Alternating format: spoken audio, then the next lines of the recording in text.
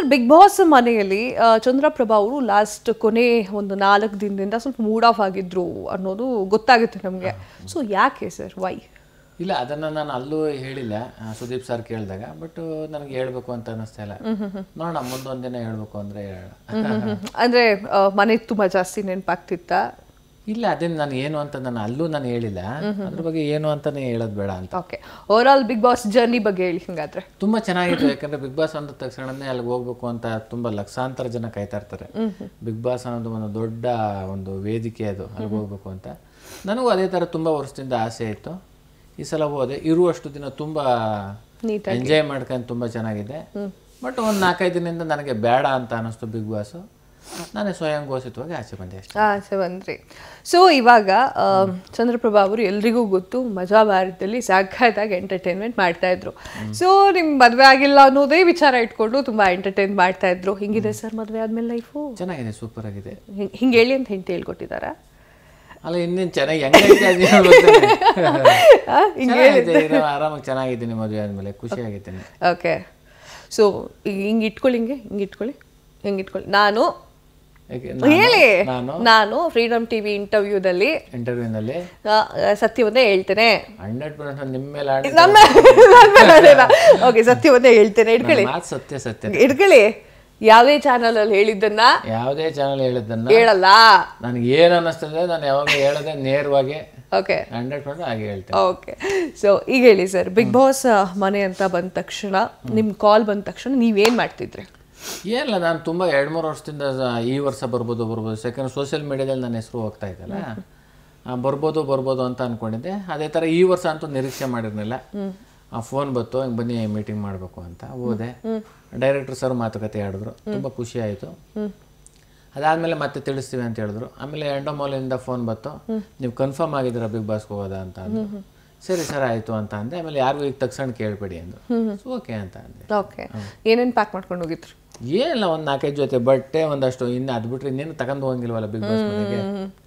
ಒಂದು ಬಟ್ಟೆ, ಒಂದಷ್ಟು ಬಟ್ಟೆಗಳು ಅಷ್ಟೇ.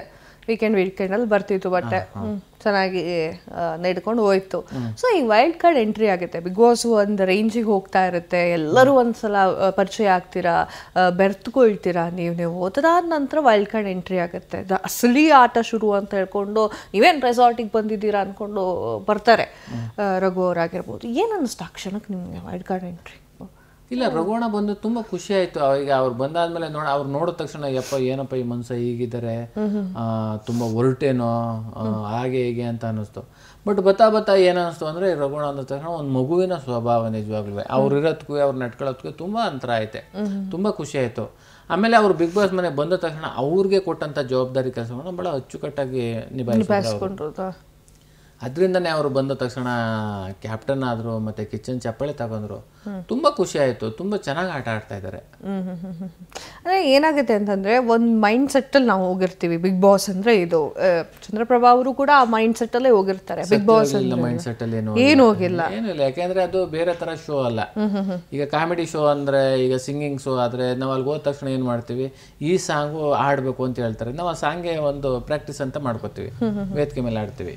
ಈ ಕಾಮಿಡಿ ಸ್ಕಿಟ್ ಆದರೂ ನಮ್ಗೇನು ಬರುತ್ತೆ, ಒಬ್ಬರು ರೈಟ್ರ್ ಇರ್ತಾರೆ, ಸ್ಕ್ರಿಪ್ಟ್ ಕೊಡ್ತಾರೆ, ಪಾತ್ರ ವಿಭಾಗ ಮಾಡ್ತಾರೆ. ನನಗೆ ಯಾವ ಪಾತ್ರ ಸಿಕ್ಕೈತೆ ಆ ಪಾತ್ರ ಬಗ್ಗೆ ಎಲ್ಲ ಪ್ರಾಕ್ಟೀಸ್ ಮಾಡ್ಕೋತೀವಿ. ಒಂದಷ್ಟು ಜನ ಮಾಡ್ಕೊಂಡ್ರೆ ಸ್ಟೇಜ್ ಮೇಲೆ ಹೋಗಿ ಅದಕ್ಕೆ ತಕ್ಕನಾದ ವೇಷಭೂಷಣ, ಒಂದು ಮ್ಯೂಸಿಕ್ ಇದೆಲ್ಲ ಹಾಕೊಂಡು ಮಾಡ್ತೀವಿ. ಅದು ಪ್ರಿಪೇರ್. ಬಿಗ್ ಬಾಸ್ ಅನ್ನೋದು ಪ್ರಿಪೇರ್ ಅಲ್ಲ. ನಮ್ಗೆ ಏನು ಮಾಡಿಸ್ತಾರೆ, ಹೇಗಿರ್ತದೆ ಅನ್ನೋದೇ ಗೊತ್ತಿದ್ದಿಲ್ಲ. ಅಲ್ಲಿಗೆ ಹೋದ್ಮೇಲೆ ಏನು ಮಾಡ್ಬೇಕು ಖಾಲಿ ಮೈಂಡ್ ಸೆಟ್ಟಲ್ಲಿ ಹೋಗಿದ್ರು. 100% ಖಾಲಿ ಮೈಂಡ್ ಸೆಟ್, ಯಾರು ಏನು ಹೇಳ್ತಾರೆ ಅದನ್ನು ಅಬ್ಸರ್ವ್ ಮಾಡಬೇಕು ಅನ್ನೋ ಮೈಂಡ್ ಸೆಟ್ಟಲ್ಲೇ ಹೋಗಿರೋದು. ಸೊ ಇವಾಗ ಬಿಗ್ ಬಾಸ್ ಅಲ್ಲಿ ಚಂದ್ರಪ್ರಭಾ ಅವರು ಮನೆಯಿಂದ ಆಚೆಗೆ ಬಂದರು. ಸೊ ಅದಕ್ಕಿಂತ ಹಿಂದಿನ ವಿಚಾರಗಳನ್ನು ಮಾತಾಡೋಣ. ಬಿಗ್ ಬಾಸ್ನಲ್ಲಿ ರಕ್ಷಿತಾ ಶೆಟ್ಟಿ ಅವರ ವಿಚಾರಕ್ಕಾಗಿ ಸಾಕಷ್ಟು ಜನ ಮುಗಿ ಬೀಳ್ತಾ ಇದ್ರು. ಅಂದರೆ ಇದು ನೋಡೋರಿಗೆ ಹೆಂಗಾಗುತ್ತೆ ಅಂತಂದರೆ, ಆಕೆ ಒಂದು ಮುಗ್ಧ ಹುಡುಗಿ. ಈಗ ಬಂದಮೇಲೆ ನೀವು ಬಿಗ್ ಬಾಸ್ ನೋಡಿದಿರೋ ಇಲ್ವೋ ನಂಗೆ ಗೊತ್ತಿಲ್ಲ. ಅವ್ರು ಮುಗ್ಧ ಹುಡುಗಿ, ಎಲ್ಲರೂ ಯಾಕೆ ಅವಳ ಮೇಲೆ ಇದು ಮಾಡ್ತಾರೆ ಅನ್ನೋದು ಈಗ ವಿಚಾರದಲ್ಲಿ ಅವ್ರವ್ರ ಜಗಳ ಆಡಿಲ್ಲ. ಲೆಟಲ್ ವಿಚಾರದಲ್ಲಿ ಈಗ ಇಬ್ಬರಲ್ಲಿ ಯಾರು ಕೊಡಬೇಕು, ಯಾರಿಗೆ ಲೆಟ್ರ್ ಬೇಡ ಅಂತಂದಾಗ ನಮ್ಮಲ್ಲೇ ಒಂದು ಚರ್ಚೆ ಆಗುತ್ತೆ. ಸ್ವಲ್ಪ ಜನ ರಾಶಿಕಂಗೆ ಕೊಡಬೇಕು ಅಂತ ಅನಿಸ್ತದೆ, ಸ್ವಲ್ಪ ಜನ ರಕ್ಷಿತಂಗೆ ಕೊಡಬೇಕು ಅಂತ ಅನಿಸ್ತು. ಇಷ್ಟು ಒಂದು ನಿಮಿಷದಲ್ಲಿ ನೀವು ಯಾರಿಗೆ ಕೊಡಬೇಕು ಅನ್ನೋ ಆಯ್ಕೆ ಮಾಡಿ ಅಂತ ಬಿಗ್ ಬಾಸ್ ಹೇಳಿರ್ಬೇಕಾದ್ರೆ ಅಷ್ಟು ಸಮಯ ಅದು ಆಗ್ಬಿಡುತ್ತೆ. ಅದರಿಂದ ಅವರು ಆಯ್ಕೆ ಆಗಲ್ಲ, ಇವರು ಆಯ್ಕೆ ಆಗಲ್ಲ ಅಷ್ಟೇ. ಸೊ ಹಂಗಾಯ್ತು ಅದು. ಈಗ ಹೊರಗಡೆ ನೋಡಿದವರಿಗೆ ಅದು ಬೇರೆ ಥರ ಕಂಡ್ರು ಕೂಡ ಆಗಿದ್ದಷ್ಟೇ ಅದು. ಅಷ್ಟೇ. ಓಕೆ. ಸೊ ನಿಮಗೆ ಯಾವ ಒಂದು ಟಾಸ್ಕ್ ತುಂಬ ಇಷ್ಟ ಆಗಿತ್ತು ಬಿಗ್ ಬಾಸ್ ಮನೆಯಲ್ಲಿ?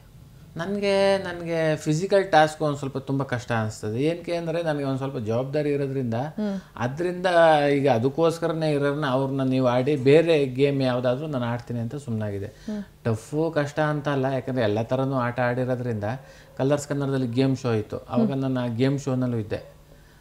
ಫಿಸಿಕಲ್ ಟಾಸ್ಕಿಂದ ನಾನು ಒಂದು ಸ್ವಲ್ಪ ಅದು ಬೇಡ ಅಂತ, ಯಾಕಂದರೆ ನನಗೊಂದು ಸ್ವಲ್ಪ ಜವಾಬ್ದಾರಿ ಇತ್ತು. ಈಗ ಆ ಕಡೆ ತಾಯಿ ಆಗ್ಬೋದು, ಈ ಕಡೆ ವೈಫ್ ಆಗ್ಬೋದು, ಹಿಂಗಿರೋದ್ರಿಂದ ಬೈ ಚಾನ್ಸ್ ಏನೂ ಆಗಿ ಏನಾದ್ರು ಏಟ್ ಆಗ್ಬಿಟ್ರೆ ಸ್ವಲ್ಪ ಕಷ್ಟ ಆಗ್ಬೋದೇನೋ ಅಂತ. ಅದು ಬಿಟ್ರೆ ಏನು ಸಮಸ್ಯೆ. ಯಾವ್ದು ತುಂಬ ಎಂಜಾಯ್ ಮಾಡ್ಕೊಂಡು ಆಡಿದ್ವಿ? ಇಲ್ಲ, ಆಡಿರೋದೆಲ್ಲ ಎಂಜಾಯ್ ಮಾಡಿದ್ದೀನಿ. ಇದೇ ಅದೇ ಅಂತಂದರೆ ನಾವು ಆಡ್ಬೇಕಾದ್ರೆ ಎಲ್ಲ ಮಜಾ ಮಾಡ್ಕೊಂಡು ಚೆನ್ನಾಗಿ ಆಡಿದ್ದೀವಿ. ಓಕೆ. ನಿಮ್ಗಲ್ಲಿ ತುಂಬ ನಿಮ್ಮ ಝೋನ್ ಇವರು ಅಂತ ಅನ್ಸಿದವ್ರು ಯಾರು? ಅಂದರೆ ಲೈಕ್ ನಿಮಗೆ ನಿಮ್ಮ ಫ್ರೆಂಡ್ಸ್ ಆಗಿರ್ಬೋದು, ನಿಮ್ಮ ಬೆಸ್ಟ್ ಫ್ರೆಂಡು, ನಾನು ಇವ್ರು ನಂಬ್ತಿದ್ದೆ ಬಿಗ್ ಬಾಸಲ್ಲಿ ಅನ್ನೋ ಥರ ಯಾರು? ಇಲ್ಲ, ನಂಬ ಫ್ರೆಂಡ್ಸು ಅಂತ ಅಲ್ಲ. ನಾವು ಅಲ್ಲಿ ಹೋದಾದ್ಮೇಲೆ ಈಗ ಎಲ್ಲರೂ ಪ್ರೀತಿಯಿಂದ ಚಂದ್ರಣ್ಣ ಅಂತ ಮಾತಾಡಿಸ್ತಾ ಇದ್ರು, ನಾನು ಎಲ್ಲರೂ ಅಪಿ ಅಂತ ಮಾತಾಡಿಸ್ದೆ. ಅದರಿಂದ ನಮ್ಮ ಅವರು ಒಂದು ಫ್ರೆಂಡ್ಶಿಪ್ ಆಗಿತ್ತು, ತುಂಬ ಚೆನ್ನಾಗಿತ್ತು. ಅದರಲ್ಲೂ ಈಗ ಗಿಲ್ಲಿ ಆದರೆ ನನಗೆ ಆ ಬಿಗ್ ಬಾಸ್ ಹೋಗಿದ್ದ ಮುಂಚೆನೂ ನನಗೆ ಒಳ್ಳೆಯ ಸ್ನೇಹಿತ. ಅಲ್ಲೂ ತುಂಬ ಇನ್ನೂ ಒಳ್ಳೆ ಒಂದು ಗೆಳೆತನ ಮುಂದುವರಿಯಿತು. ಕಾವ್ಯನೂ ತಂಗಿ ಅಂತ ನಾನು ಪ್ರೀತಿಯಿಂದ ಕರಿತಿದ್ದೆ, ಅವರು ಚಂದ್ರಣ್ಣ ಅಂತ ಕರಿತಾ ಇತ್ತು. ಅದರಿಂದ ನಮ್ಮ 3 ಜನದ ಸ್ನೇಹ ಹೆಂಗಿತ್ತು ಅಂದರೆ ತುಂಬ ಇನ್ನೊಬ್ರು ನೋಡಿದ್ರು ಹೊಟ್ಟೆ ಕಿಚ್ಚು ಪಟ್ಕೋಬೇಕು, ಆ ರೀತಿ ನಮ್ಮ ಸ್ನೇಹ ಆಯಿತು. ಆಮೇಲೆ ರಕ್ಷಿತನೂ ಅಷ್ಟೇ. ರಕ್ಷಿತನ ಮೇಲೆ ನನಗೆ ಒಂದು ಸ್ವಲ್ಪ ಜಾಸ್ತಿ ಪ್ರೀತಿ, ಯಾಕೆಂದರೆ ರಕ್ಷಿತನಿಗೂ ಅಷ್ಟೇ, ನಾನು ಅಂದರೆ ಒಂಥರ ಪ್ರೀತಿ. ಇಬ್ಬರು ಸ್ನೇಹ ತುಂಬ ಚೆನ್ನಾಗಿತ್ತು. ಅವ್ರ ಮಾತೇ ಚಂದ ಅವ್ರು ರಕ್ಷಿತಾ ಶೆಟ್ಟಿದು ಅಲ್ವಾ? ಅವ್ರು ಒಂದು ವರ್ಡ್ ಎಷ್ಟು ಸಲ ಹೇಳ್ತಾರೆ ಅಂತ ಅವ್ರಿಗೆ ಗೊತ್ತಾಗಲ್ಲ. ಓಕೆ. ಸೊ ಹಿಂಗಾಯಿತು. ಸೊ ರಕ್ಷಿತಾ ಶೆಟ್ಟಿ ಅವರು ಮನೆಯಿಂದ ಹೊರಗೆ ಹೋಗ್ತಾರೆ, ಆಮೇಲೆ ಮತ್ತೆ ಬರ್ತಾರೆ, ನಾನು ಸೀಕ್ರೆಟ್ ರೂಮಲ್ಲಿ ಇದ್ದೆ ಅಂತ ಹೇಳ್ತಾರೆ. ಸೊ ಆ ಕ್ಷಣಕ್ಕೆ ನಿಮ್ಗೆ ಹೆಂಗೆ ಅನ್ನಿಸ್ತು? ಇಲ್ಲ, ಗೊತ್ತಿಲ್ಲ, ಅದೆಲ್ಲ ಬಿಗ್ ಬಾಸ್ ಒಂದು ಟಾಸ್ಕ್ ಏನೋ ಅಂತ ಅನ್ನಿಸ್ತದೆ ನಮಗೆ. ಯಾಕೆಂದರೆ ಬಿಗಿನಿಂಗು 3 ಜನ ಬಂದಾಗ ಒಂದು ಎಲ್ಲರ ಒಮ್ಮತದಲ್ಲಿ ಯಾರ ಇಬ್ಬರು ಇರಬೇಕು, ಒಬ್ಬರು ಆಚೆ ಹೋಗ್ಬೇಕು ಅಂತ ಇರುತ್ತೆ. ಜಾಸ್ತಿ ಜನ ಓಟನ್ನ ಇವರಿಬ್ರಿಗೆ ಮಾಡ್ತಾರೆ, ರಕ್ಷಿತಂಗೆ ಮಾಡಿರೋದಿಲ್ಲ. ಅದರಿಂದ ಅವ್ರು ಆಚೆ ಹೋದ್ರು ಮನೆಗೆ ಅಂತ ನಾವೆಲ್ಲ ಭಾವಿಸಿದ್ದೋ. ಬಟ್ ಅವರು ಬಿಗ್ ಬಾಸ್ ಯಾವುದೋ ಒಂದು ಸೀಕ್ರೆಟ್ ರೂಮಲ್ಲಿ ಇರಿಸಿ ಪುನಃ ಒಂದು ವಾರ ಆದಮೇಲೆ ಒಳಗಡೆ ಕರ್ಕೊಂಡ್ರು. ಕ್ಷಣದ ಸುದ್ದಿಗಳಿಗಾಗಿ ಫ್ರೀಡಮ್ ಟಿವಿ ಸಬ್ಸ್ಕ್ರೈಬ್ ಮಾಡಿ, ಲೈಕ್ ಮಾಡಿ ಹಾಗೂ ಫಾಲೋ ಮಾಡಿ. ಹೊಸ ಸುದ್ದಿಗಳ ನೋಟಿಫಿಕೇಶನ್ಗಾಗಿ ಬೆಲ್ ಐಕಾನ್ ಮೇಲೆ ಕ್ಲಿಕ್ ಮಾಡಿ.